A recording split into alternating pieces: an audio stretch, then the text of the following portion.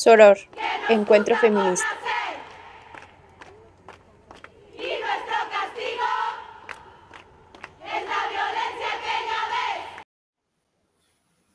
Bienvenidas y bienvenidos a tu programa, Soror Encuentro Feminista. Este programa se transmite los jueves a las 7 de la noche por esta estación, tu estación, www.radiouta.com, y en su repetición los domingos a las 11 de la mañana por esta misma estación, www.radiouta.com. Recuerda que los domingos también a partir de las 11 de la mañana tenemos nuestro programa ya en YouTube, en la página de Soror Encuentro Feminista. Pues bien, estamos con mucho gusto en este programa con el maestro Ricardo Bautista Becerril. Bienvenido, maestro Ricardo Bautista. ¿Qué tal? Un gusto. Muchísimas gracias por la invitación. Pues es un gusto tenerte por acá, Ricardo, porque estamos iniciando una serie de programas especiales con motivo de los días de muertos o los días de difuntos, como podamos llamarle. Y siempre resulta tan interesante conocer la historia, conocer el contexto en que se realizan y se han venido realizando en el tiempo estas celebraciones, que en México tienen una gran importancia, ¿no? Son celebraciones donde casi nadie se queda al margen, casi nadie, siempre habrá alguien que no, pero por lo regular es como una celebración como muy popularizada, como muy además contextualizada, con mucho contenido de fondo, ¿no? Muchos estudios al respecto, y es donde tú nos estarás brindando un poco de esta información, compartiendo esto que tú sabes con nuestros radioescuchas. Este programa se titula El alma de una tradición, orígenes y prácticas culturales del Día de Muertos, con el maestro Ricardo Bautista Becerril. Quiero saludar a nuestro público. Saludamos en principio al productor de este programa, a Paris Paredes. Enseguida saludamos también con mucho gusto a nuestra directora técnica, a Carla Redondo, y en la voz les saluda Reca. Bienvenidas y bienvenidos. Ricardo, te voy a presentar. Tú eres un historiador ya con una trayectoria pues bastante ya consolidada, ¿no? Aunque eres bastante joven, pero tú tienes ya una trayectoria en esta profesión, en la historia, y por supuesto en estas áreas del conocimiento que tienen que ver con nuestras tradiciones. Ricardo Bautista Becerril es egresado de la licenciatura en Historia y Arte y de la maestría en Historia de México del Instituto Cultural Helénico en la Ciudad de México. Él ha incursionado en la investigación a través del programa Jóvenes Investigadores del Instituto Nacional de Estudios Históricos de las Revoluciones de México, así como del programa CONACYT Ayudantes de Investigador Nacional Nivel 3. Él es emérito en el Instituto de Investigaciones Históricas de la UNAM. Qué joven estás y tienes una larga trayectoria académica ya. Más bien en la difusión. En la difusión. Además, bueno, es una de las áreas tan importantes, ¿no? Si no hicieras difusión, pues no tendríamos conocimiento de más. Además, has participado en el proyecto de investigación Memorias de la Facultad de Derecho de la UNAM. Tus intereses están en los temas de historia cultural y social de México de los siglos XIX y XX, con participaciones en coloquios del Instituto Cultural Helénico y la Escuela Nacional de Danza Nelly y Gloria Campobello de Limba, así como actividades de difusión histórica en sesiones virtuales de los programas Promotores Culturales Comunitarios de la Secretaría de Cultura de la Ciudad de México y Diálogos con la Danza Mexicana del Instituto Tecnológico de Sonora, Unidad Navojoa. Bueno, pues además has participado en la FES Acatlán, ya lo hemos dicho, en la Facultad de Ciencias Políticas, con diversas actividades al respecto. Bienvenido, Ricardo. Es Estamos en esta celebración y queremos que tú nos los cuentes todo al respecto. Cuando has elegido el título El alma de una tradición, orígenes y prácticas culturales, nos has comentado y nos has referido que el origen de nuestras tradiciones tiene que ver con la llegada de los españoles. Platícanos un poco de ello, de esto, de los orígenes. Sí, bueno, estas fechas, esta celebración, la conmemoración de los fieles difuntos, pues se remonta a la llegada de los españoles aquí, porque pues sus orígenes son eminentemente europeos. Entonces tenemos por un lado la celebración del 1 de noviembre, que es el Día de Todos los Santos, y la celebración del 2 de noviembre, que es el Día de los Fieles Difuntos. ¿Dónde tienen su origen estas dos celebraciones? Bueno, el 1 de noviembre, el Día de Todos los Santos, hacia el año, me parece, 830, un papa llamado Gregorio, eh, digamos, tuvo la iniciativa de que todos los mártires que eran celebrados por la Iglesia Católica fueran celebrados, conmemorados en un solo día. Y es por eso que instituye esta fecha llamada el Día de Todos los Santos. Por su parte, casi más de 100 años después del establecimiento de esta fecha, un abad de un monasterio muy importante durante la Edad Media, que fue el monasterio de Cluny, en Francia, el abad Odilon establece el 2 de noviembre como una fecha para conmemorar a los fieles difuntos. Él menciona que la establece gracias a una, a algo que experimentó, una experiencia, digamos, religiosa que tuvo el sacristán de la iglesia de San Pedro, quien menciona que un ángel se le apareció y le enseñó el purgatorio y le dijo que le mencionara al Papa cómo hay almas en ese purgatorio que necesitan a las que se les debe de rezar para que puedan salir de esa estancia. Y es por eso que se instituye el 2 de noviembre como el Día de los Fieles Difuntos, ¿no? Para conmemorar a esas almas que se encuentran en tránsito y ayudarles en su paso, pues, hacia el cielo o más cerca de la divinidad. Esto tiene origen en Europa, ¿no? Cuando llegan los españoles, pues traen esa tradición a estas tierras. Eh, Tu micrófono, perdón, es que creo que Cuando tú no. señalas de los mártires, ¿a qué te refieres? ¿Quiénes serían estos mártires? Bueno, son personas, ¿no? Que pues en la tradición de la iglesia tienen ciertos sacrificios en aras de la religión. Y entonces se vuelven o se convierten en santos, ¿no? Ascienden, digamos, a esa característica de santos, a los que hay que honrar. Digamos, esa en términos generales sería la idea de los mártires que se vuelven santos en la iglesia. Y que se celebran el 1 de noviembre. El 1 de noviembre, por eso se llama Día de Todos los Santos. Ok, ya eran santos y de todos modos se Se celebran juntan para este. esa fecha, Ajá, para esa bien, fecha, esos gracias. santos. Curioso, eh, esta fecha coincide con una celebración que se tenía en la tradición celta, en estas comunidades del norte de Europa, ¿no? Gales, Irlanda, ¿no? En Escocia, en donde el 31 de octubre se celebra su año nuevo. ¿Cuál es la creencia? Que en estas fechas, en esta fecha, en la noche, las almas de las personas que han muerto regresan a convivir con los vivos, pero no conviven de una manera muy padrísima, sino más bien regresan como para espantar. Entonces hay que mantener un fuego encendido durante toda la noche para que estas almas, estos seres, pues no nos hagan daño.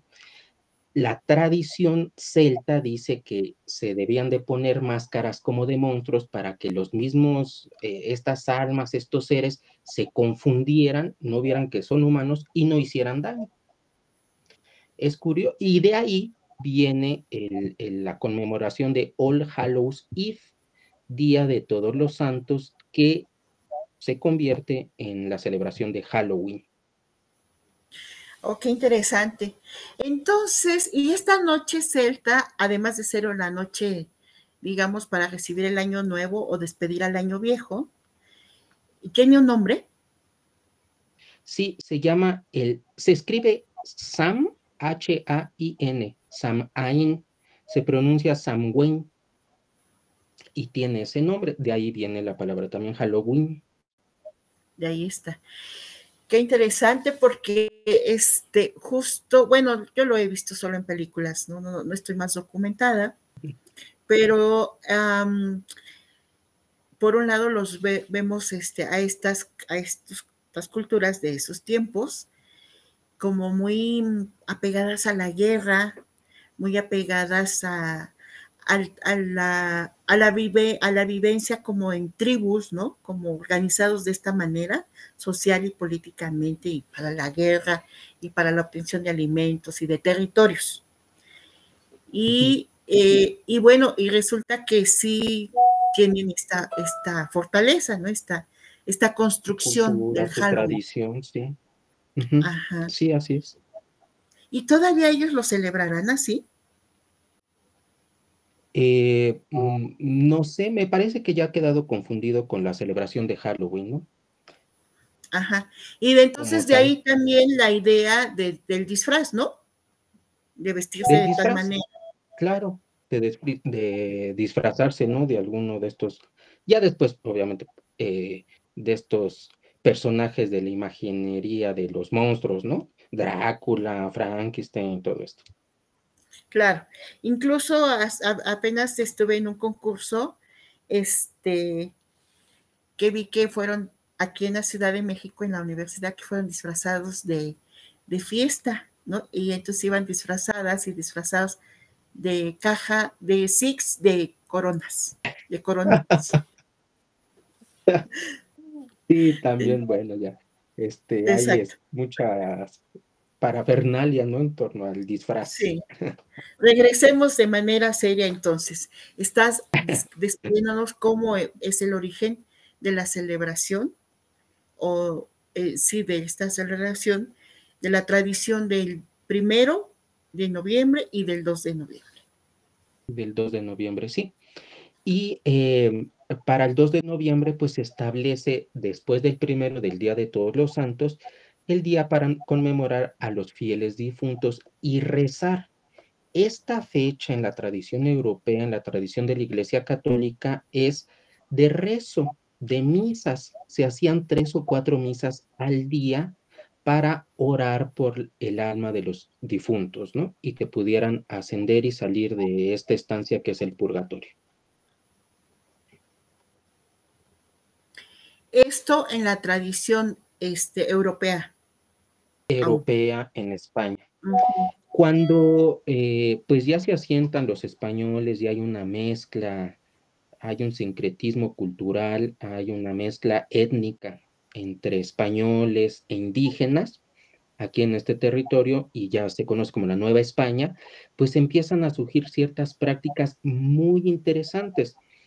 Ahora, yo soy de la idea, sostengo esta hipótesis, que el Día de Muertos, es decir, esta celebración del 2 de noviembre en México, mm, tiene ciertos elementos del México antiguo, del México prehispánico, pero más que nada vienen de la tradición sincrética que se logró en la época colonial o la época virreinal, más que antes de esa fecha, es decir, antes de 1521 de la conquista, me parece que no había una idea o una tradición en el México antiguo, en México prehispánico, de un día que el alma de los difuntos vinieran y ofrecerles algo de comer para que, pues, acompañarlos, ¿no? Que conviviéramos todos en un mismo plan. Esto se crea, se construye en la época del México virreinal o del México colonial. Entonces, bueno, ¿cuáles eran esas prácticas? Yo tengo, digamos, muy claro lo que ocurre en estas dos fechas, porque hay escritos, ¿no?, de investigadores que han revisado estos años, de 1750 hacia 1900. ¿Cómo se celebraba estas fechas? Bueno, el 1 de noviembre era de celebración de ir a misa. Entonces se iba a misa. Y se iba a misa porque en las iglesias estaban las reliquias de los santos o de los mártires, ¿no? Entonces en la catedral hay ciertas reliquias de santos o de mártires que celebra la iglesia y había que hacer estas peregrinaciones para honrar esos restos, ¿no? Las reliquias son restos que nos quedan de los mártires. Por ejemplo, hace no mucho estuvieron por acá en México y yo vivo en la alcaldía de Xochimilco y aquí a la catedral vinieron la reliquia de San Judas Tadeo, que era un pedazo del hueso del brazo que pertenecía a San Judas, ¿no? Entonces, pues se hicieron procesiones y todo. Pues en esas fechas, aquí en la Catedral de México, también existían estas reliquias. Entonces, el 1 de noviembre, Día de Todos los Santos, de la conmemoración de los mártires, había que ir a la iglesia a escuchar misa por estos santos. Y se engarzaba con la celebración del día siguiente, del 2 de noviembre. Ahora, cosa muy curiosa, empezó a pasar algo aquí en México donde la solemnidad y muchos viajeros europeos que estuvieron aquí en México lo denunciaron, dijeron, es que estas fechas son de solemnidad, de tristeza, ¿no? De luto, casi, casi. Y en México no pasaba eso. Bueno, en la entonces Nueva España no ocurría nada de eso. Era la algarabía, más bien se celebraba como que la vida, ¿no? O el convivir con los difuntos. Entonces, el 1 de noviembre, cuando la gente en masa acudía a la catedral, a la salida se podrían encontrar los souvenirs, digamos, de la época. Como se celebraban cuestiones que tuvieran que ver con las reliquias, pues se vendían ciertos artefactos que asemejaban los huesos o algo con esas reliquias. Por ejemplo, se vendían unos cráneos pequeñitos así de azúcar, hechos con azúcar, muy semejantes a las actuales calaveritas de azúcar. Se vendían también y se solían regalar, o sea, la gente los compraba y los regalaba, unas cositas, así unos artefactos que asemejaban un ataúd que tenían un hilito. Entonces, el hilito se jalaba y se levantaba una calaverita y luego se volvía a acostar. Muy similar, para quien nos esté escuchando, a los artefactos que actualmente podemos encontrar, ¿no? Esos muñequitos, esos adornos que aún se siguen poniendo en las ofrendas. Ricardo, Los jóvenes, sí, y, sí, sí. y déjame que te pregunte, entonces, aquí un poco para contextualizar, cuando llegan los españoles traen esta tradición europea que se fusiona ¿con qué, Ricardo? Porque si no había celebración en el México prehispánico, ¿con qué se fusionaría? Ese es digamos, el eslabón perdido.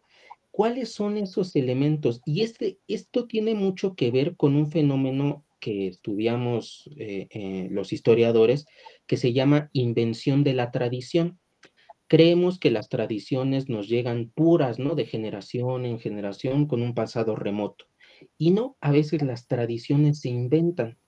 Entonces, actualmente encontramos ofrendas que, por ejemplo, dicen, es una ofrenda prehispánica. ¿Y qué elementos tiene? No, pues le ponen a Mictlantecutli, ¿no? El dios del Mictlán.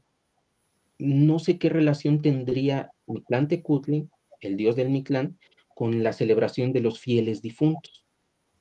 Más bien, y ahorita tu pregunta va en función de las prácticas. ¿Cómo se empezó a practicar esa celebración que ocurría en España, en Europa, aquí en México? Y entonces es con esta venta de artefactos, pero también tiene que ver con que en los pueblos, en las comunidades, digamos, indígenas, la gente acudía a las tumbas a llevar alimentos. Y ahí mismo en las tumbas empezaban a consumir esos alimentos. Los llevaban tanto para, digamos, honrar la memoria de los difuntos, como para convivir con ellos y ellos mismos consumir esos alimentos. Estos elementos, ¿no?, de celebración, pues fueron algo que se dio en este territorio. En España tengo entendido que hay todavía comunidades donde el 2 de noviembre, el Día de los Fieles Difuntos, se hace misa y se lleva ciertas flores, o se hacen unos pequeños dulces para regalar que asemejan huesos, y se va o se hacen procesiones a los panteones. Pero este ánimo de celebración, sí puedo decir que es justo de este territorio, ¿no?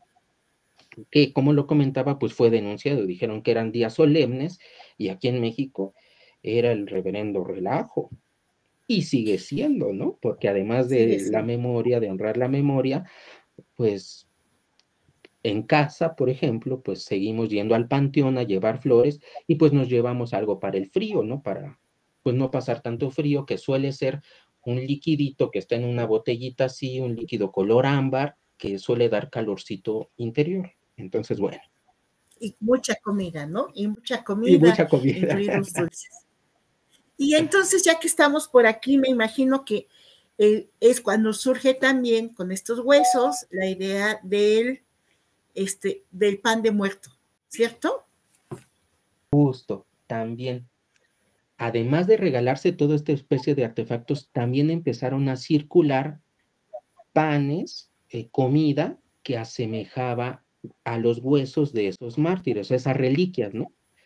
Y ahí tenemos el origen del pan de muerto. Hay una litografía muy bonita en donde, bueno, todas estas cosas que se regalaban se daban a la gente y la gente las amontonaba en un altar que ponían, una mesa donde iban, digamos, coleccionando lo que la gente, los vecinos, los familiares les iban regalando y se iba poniendo en ese altar.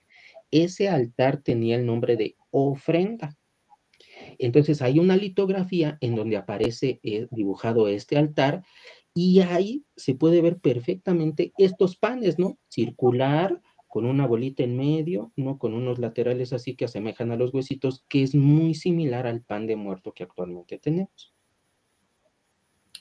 Y tiene sentido, o dónde surgió el sentido que se le da de que debe de tener tantos huesos y que la bolita que tiene en medio tiene un significado, que parece que tiene que ver con el universo, Sí, algo así. ¿Cuándo o cómo surge esto? esto sí lo desconozco, pero pues me parece que es después de la revolución, cuando estas tradiciones, si ya estaban perdiéndose, digamos, a finales del siglo XIX, se retoman y se les da un sentido pues bastante nacionalista, ¿no? Y ahí empiezan a, ¿cómo llamarlo?, a oficializarse, ¿no? Ciertas cuestiones, o crearse estereotipos de ciertos fenómenos que antes ya existían, ¿no? O ciertas representaciones se empiezan ya a concretizar, como es el caso del Catrín y de la Catrina, ¿no? Que es Sí. después de la Antes de revolución pasar a donde se da. estas, Sí, sí. perdón, antes de pasar a estas figuras tan interesantes, te quiero preguntar, porque estoy pensando, la ofrenda, esta ofrenda donde se acumulaba todo lo que se obsequiaba, se obsequiaba a las personas, se obsequiaban entre las personas, la ofrenda se convierte hoy en día en un altar, ¿no? Donde se dice que hay 7 niveles, que porque el ascenso de las almas o de tal y tal y tal. ¿Dónde surge esto también? ¿O de dónde proviene? ¿Cuál es la idea, pues? Me parece que esto también, insisto, se empieza a concretizar en la época posrevolucionaria, ¿no? Del nacionalismo, Ujú. con esta idea. De 1750 a 1900 no existe. O sea, no se ponen altares con los 7 niveles, ni los 13 del cielo, no. existe un altar, se va a los panteones, se lleva comida, comunidades indígenas comen en el panteón, pero no existe este sentido de 13, 7, ¿no? 9. Eso ya, digamos, es más de siglo XX hacia acá. Yo lo puedo datar más o menos así. Digo, no quiero ser tan tajante de no existe ni nada, pero digamos, estas prácticas o lo que yo he leído al respecto, pues solamente ocurrían de 1750 a 1900 y no encuentro altares que tengan los rumbos del universo o estas ideas, ¿no? Que actualmente ya tienen. Yo me parece percibir en este sentido de la invención de la tradición, que cada año como que se agregan cosas. Por ejemplo, ayer estaba viendo una infografía en Twitter que mencionaba fechas desde el 27 de octubre de cierta celebración, que se prenden ciertas velas, 27, 28, 29, así, a finales de octubre hasta llegar al 2 de noviembre, ¿no? Me parece que estos elementos ya cada vez como que se van añadiendo un poquito más y más, y tienen que ver con querer encajar una tradición prehispánica donde antes no la tuvo. En la práctica, en la propia celebración de Día de los Fieles Difuntos, no la tenía. Y estos elementos tienen Entonces, que ver con... sí. Sí, sí, sí. Bueno, No, estos no, no, elementos sí, tienen que dilo ver porque sí, con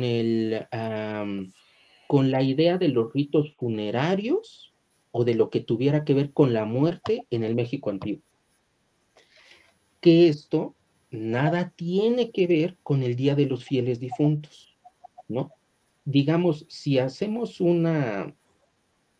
lo traemos esos ritos funerarios al presente, lo más inmediato sería un funeral, ¿no? La celebración de un funeral y lo que pensamos que se debe de llevar a cabo en un funeral. Eso nada tiene que ver con el Día de los Fieles Difuntos, un día donde los muertos, nuestros antepasados, tienen, digamos, permiso de venir a la misma tierra, al mismo plano donde nos encontramos, a convivir con los vivos, y nosotros, pues, recibirlos con este altar, ¿no? Con esta ofrenda. Entonces, pues, en como este que se han ido contexto, mezclando. Ajá. en este contexto es que los altares ahora contienen ya, por ejemplo, las comidas, ¿no? Las comidas que supuestamente le gustarían a los difuntos que estarán en estos presentes en estos tiempos, en estos días. Sí, sí, así es. Se va nutriendo, ¿no? Estas cuestiones y estas prácticas van cambiando y sí, y eso además de ir mezclando con, como lo comento, con deidades del México antiguo, ¿no? Es muy curioso, estos ritos funerarios, pues se creía que el alma iba a 4 lugares, digamos, destinada a 4 lugares. Y lo que actualmente vemos es que solamente le dan preponderancia el 2 de noviembre al Mictlán, y dentro del Mictlán a la deidad masculina, ¿no? Y no a la Sí. deidad femenina. O sea, siempre se habla de Mictlantecutli, y me resulta curioso que no se hable de Mictlancíhuatl, que es la deidad femenina, que también está en el Mictlán. Entonces, bueno, son elementos que se van añadiendo. Eso me resulta muy curioso.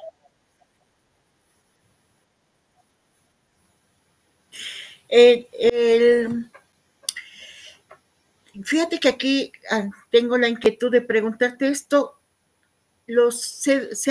Hasta hace poco se decía que el primero o se viene diciendo, pero creo que cada vez menos, digo en lo colectivo, no hablo de lo que se dice en la colectividad, en la sociedad, en los grupos, que el día primero es el día el día destinado para celebrar a los niños y a las niñas, donde compagina pues con esta parte que sería de todos los santos. Pues se tiene como la creencia que, digamos, los santos son almas puras y los niños serían esas almas puras, ¿no? Semejantes a santos. De hecho, cuando Ajá, fallece algún niño, el propio ataúd es color blanco, ¿no? Por esta idea de la pureza, de la santidad que aún tienen los niños, contrario a lo que puedan tener los adultos, ¿no? Entonces, me parece que por eso podría ser el relacionar el 1 de noviembre con la celebración de los niños, del fallecimiento de niños, ¿no? De niños que han fallecido, pues para el 1 de noviembre y digamos para los grandes, los mayores, ¿no? El día 2 de noviembre. sí. También tiene que ver con Antes de prácticas avanzar, muy, de comunidades, ¿no? Muy, muy personales, porque cambian. A lo largo de la república van cambiando estas prácticas, ¿no? Por ejemplo, en el sur hacen estos, eh, el desenterrar, ¿no? Exhumar casi casi los restos, limpiar los huesos, ¿no? De los difuntos y pues bueno, esos, tenerlos ahí como muy presentes, ¿no? A la hora de la ofrenda. Pues son prácticas, ¿no? sí. Personalmente en la casa, pues sí celebramos 1 de noviembre como de los niños que fallecieron y 2 de noviembre como de los mayores. Vamos al tema de que la Catrina y el Catrín, pero antes de ello te Sí. quiero preguntar también que nos cuentes, que nos digas, tú conoces de la tradición Zen. ¿Qué nos dice la tradición Zen al respecto de estos días?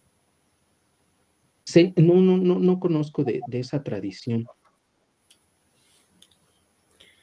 Y bueno, y entonces retomemos lo que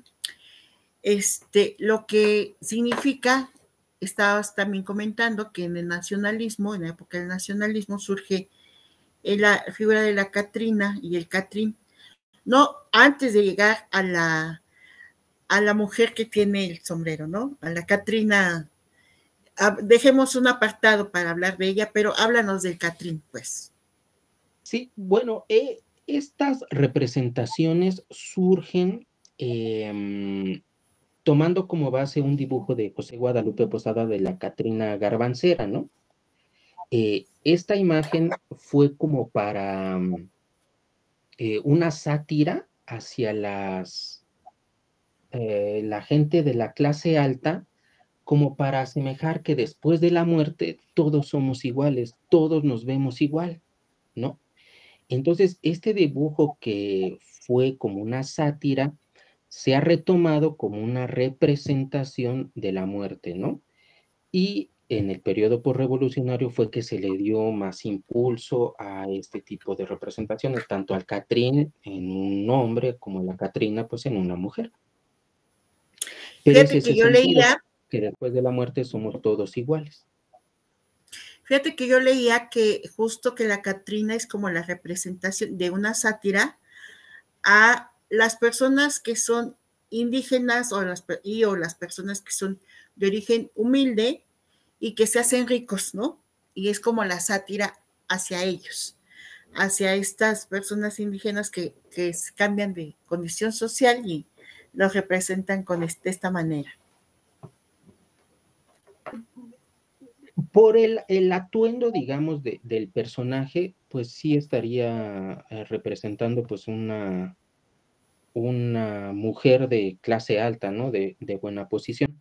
Sí, también hay estos elementos de cuando, es que ahorita que lo comentaba, recordé una novela, creo que es de Ángel de Campo, La Rumba, donde es una mujer que vive en una plazuela, en un barrio muy popular de la Ciudad de México, y empieza, digamos, a ascender de condición, y le llaman o Catrín o Catrina, ¿no? Como Fifi, pero pues que no lograba hacerlo porque no había nacido de esa condición. Pero digamos que la Catrina, pues sí tiene los rasgos, inclusive la vestimenta de las clases altas de la época del Porfiriato. Sí, y entre estas figuras, háblanos de la Llorona, que está en otro contexto histórico, ¿no? Pero En- háblanos de la Llorona. Sí, bueno, hay, ahorita recuerdo, me, mm, creo que el primero quien habla sobre o recupera esta leyenda de la Llorona es Vicente Riva Palacio, ¿no? En sus leyendas y tradiciones de México. Y es curioso cómo se ha ido adaptando esta figura, ¿no? Cada vez se le añaden rasgos más como del mundo prehispánico, del México antiguo, que de un origen español, porque me parece que la leyenda original habla sobre una mujer española, que es quien pierde a sus hijos y quien vaga y se escucha su llanto por las calles de la Ciudad de México. Quiero recordar eso, que así va, digamos, la leyenda original. Y cada vez se le van añadiendo rasgos. Posteriormente se habla que inclusive podría ser la Malinche, ¿no? Que llora por sus hijos y que los hijos podrían ser México, ¿no? Después de la conquista, después de esta masacre, pues están donde fallecieron pues muchísimos indígenas, pues está llorando por ese acontecimiento. Y aquí en Xochimilco, pues se hacen representaciones de La Llorona, inclusive con un concepto náhuatl, ¿no? Cihualcoatl, ya remontándose a un pasado pues prehispánico. Entonces, bueno, también esa es una leyenda a la que se le han ido pues añadiendo elementos. Esto es cómo ha tomado tanta importancia, ¿no? Es como, hasta parece como representativa de nuestra cultura. Y porque tiene todos los elementos, le van sumando elementos, como bien lo dices. Por ejemplo, yo distingo que por donde hay un río, por ahí ha pasado y va a pasar la Llorona, en la tradición oral al menos. Otro que, si esos ríos tienen árboles a la orilla, es otro elemento que se agrega, ¿no? Porque entonces estará, si son árboles llorones o de ramas largas, etcétera. Por ejemplo, también he escuchado en las carreteras, sobre todo en los caminos rurales, si hay un camino rural, por ahí va a pasar o pasa la Llorona. Sí, Entonces, está estas en leyendas todos son lados a la vez. sí, así es, en todos los territorios hay estas leyendas. Hay otras también, yo recuerdo una de Juan el Toro, que generalmente es un hombre como nahual, que se transforma en toro. Entonces, en varias poblaciones, en varias comunidades, siempre va a haber la leyenda tanto de la Llorona que se aparece, como de Juan el Toro. Es un hombre que se llama Juan, generalmente rico, y tiene el poder de transformarse en toro. Entonces es otra también de las leyendas que hay en México. Nahuales, ¿no? Todo esto. Sí, pues Y que está solemos llena de contar justo en estas fechas, ¿no? Estas leyendas se recuperan para contarse en estas fechas. uh-huh. Así es, muy enriquecidos estos días de estos aspectos que se transforman o se convierten en rasgos de una cultura, Ricardo, en rasgos de nuestra cultura. Sí, sí, claro, claro, claro. Parte no no podría llamarse de la cultura de México, sino de las culturas que hay en México, ¿no? Cada población, cada estado, cada comunidad tiene sus propias tradiciones, sus propios rituales, sus prácticas, cómo llevarse a cabo, y eso es algo muy particular, ¿no? Curioso, me llamaba la atención una vez conversando con una persona del norte del país, decía que ella, una mujer, que ella no celebraba el Día de Muertos, fue hasta que se mudó a la Ciudad de México que conoció esta tradición. Es decir, esta tradición del Día de Muertos sería más de las partes centrales del país y del sur que del norte. Allá más conviven con la tradición, digamos, celta, ¿no? Que viene de Inglaterra hacia Estados Unidos, de All Hallows Eve, el día de Todos los Santos, del Halloween. ¿De dónde es ella?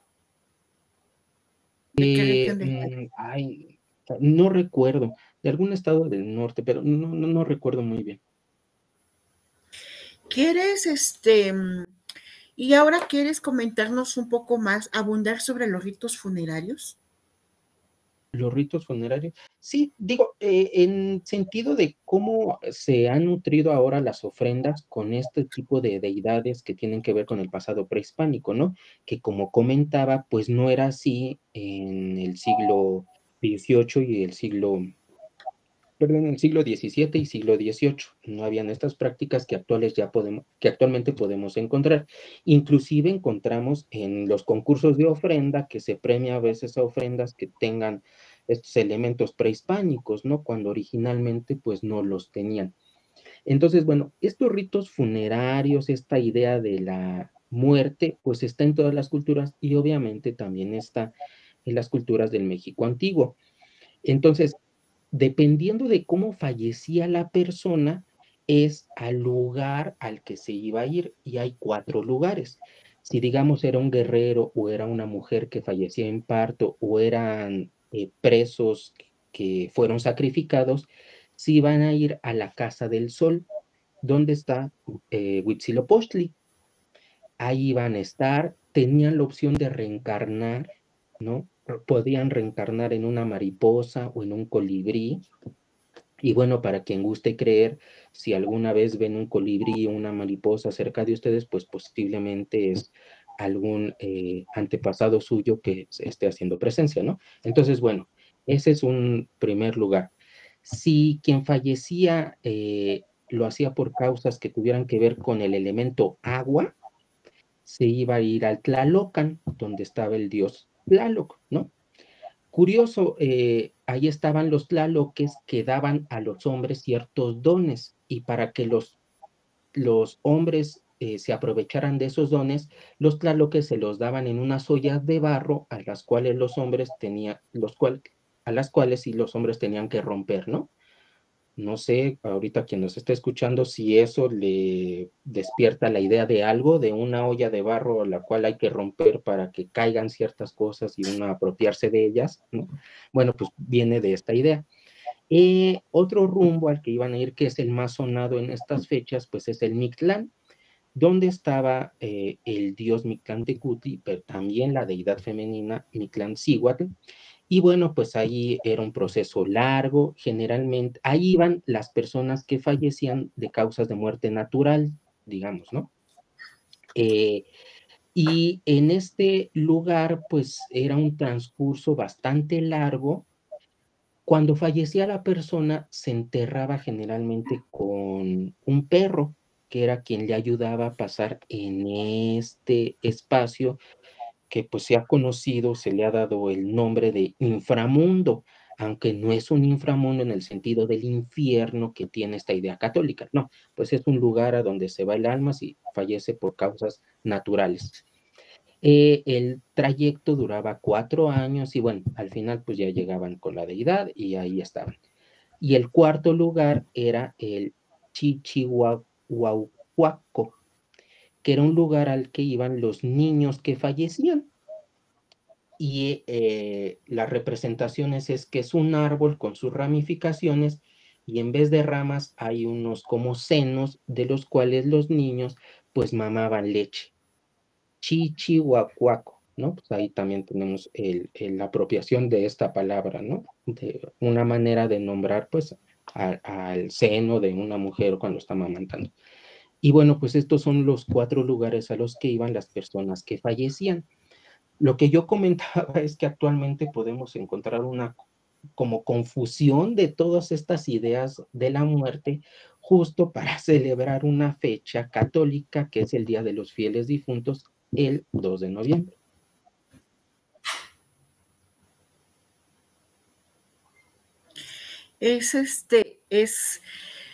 Las tradiciones son vivas, ¿no? Como lo dicen por ahí. O sea, se les van Claro. agregando elementos constantemente. Constantemente se les Sí, van agregando claro. elementos. ¿Qué nos puedes tú recomendar algún libro, bibliografía, algo para saber más cómo se han ido dando estas tradiciones, cómo han ido dándose enriquecimiento cultural, cómo se ha dado?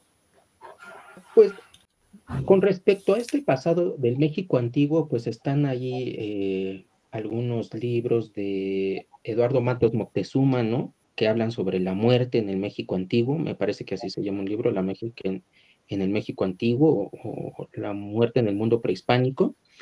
Y sobre las prácticas del siglo XVII y XVIII aquí en México, pues están las investigaciones de la doctora Carmen Vázquez Mantecón del Instituto de Investigaciones Históricas de la UNAM. Tiene ahí artículos y todo que pueden ustedes consultar, es de libre acceso. Y entonces ahí vemos cómo muchas de las cuestiones que actualmente hacemos, ¿no?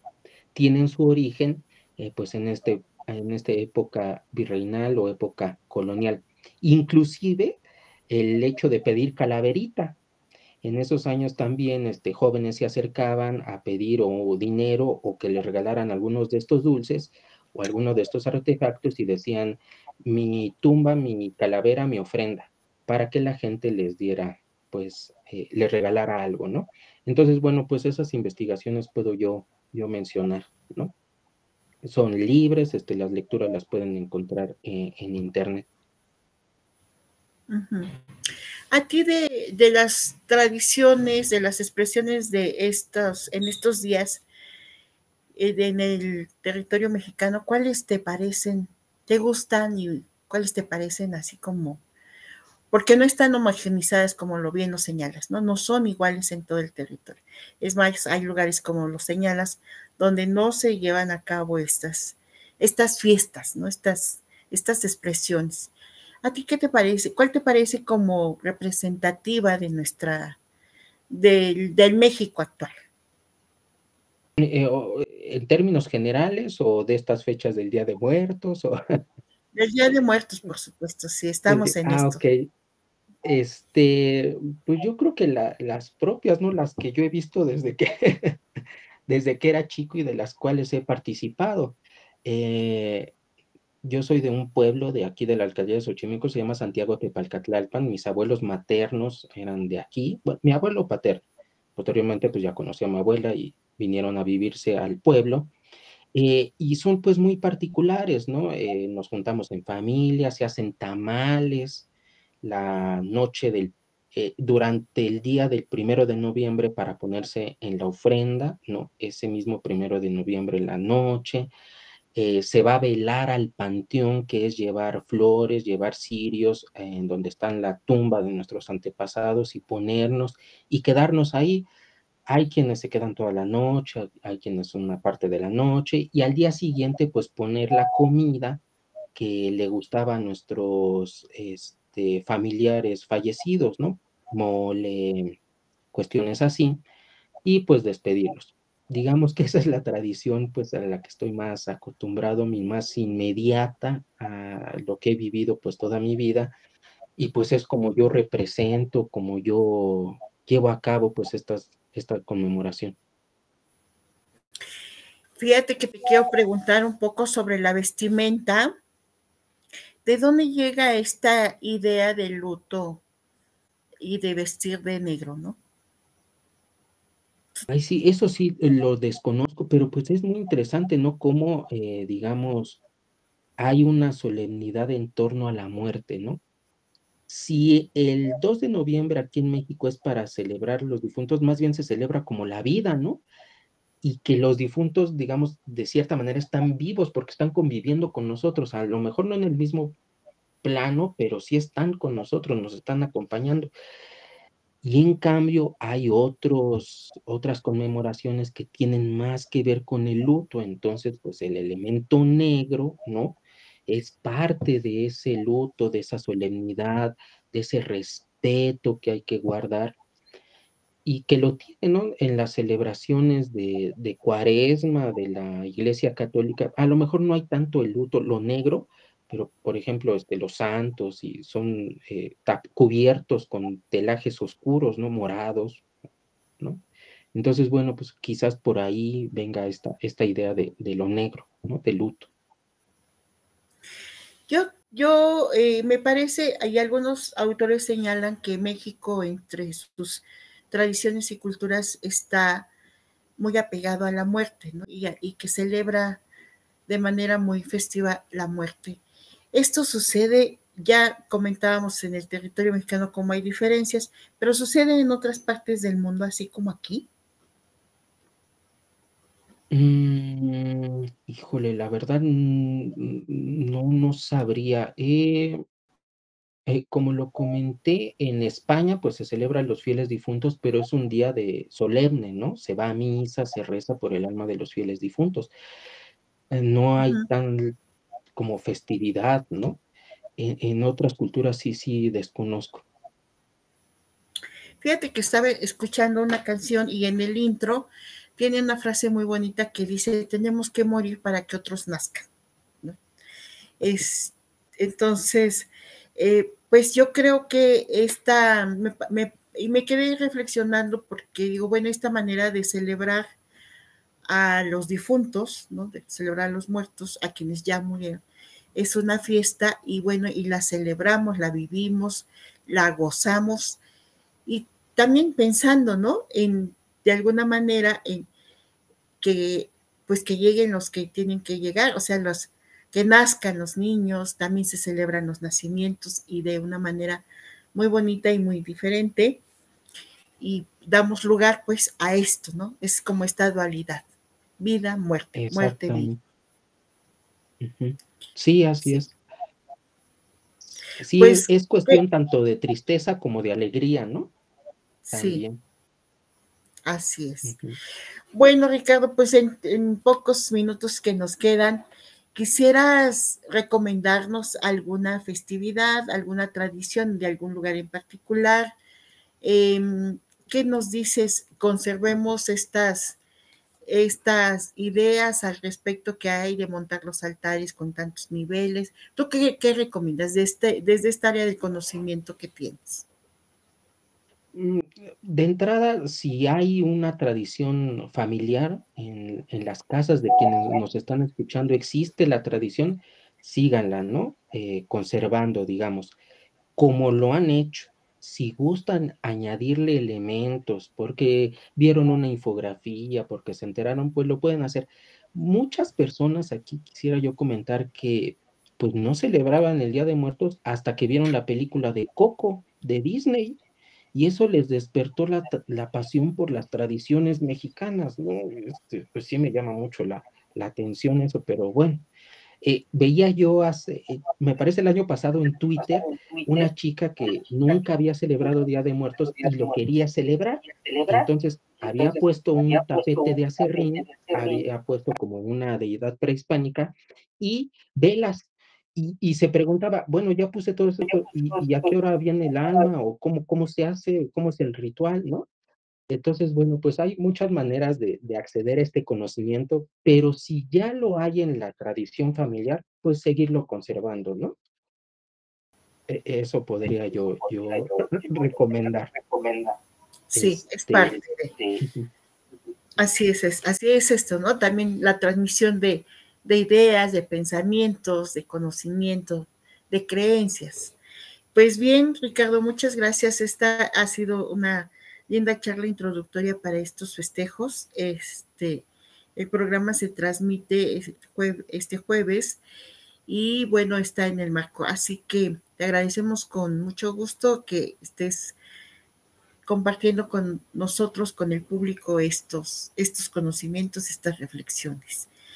Y pues te despedimos con gusto, invitándote a un siguiente programa de lo que tú nos quieras hablar, porque eres un historiador, pues como hemos ya confirmado en tu trayectoria, en tu CV, que tienes un largo camino en el tema, en el área de la difusión. Pues te despedimos con gusto, hasta pronto y despedimos a nuestro equipo de producción, a Carla Redondo, directora técnica de este programa, a París Paredes, director en producción, y en la voz se despide Toika. Hasta pronto.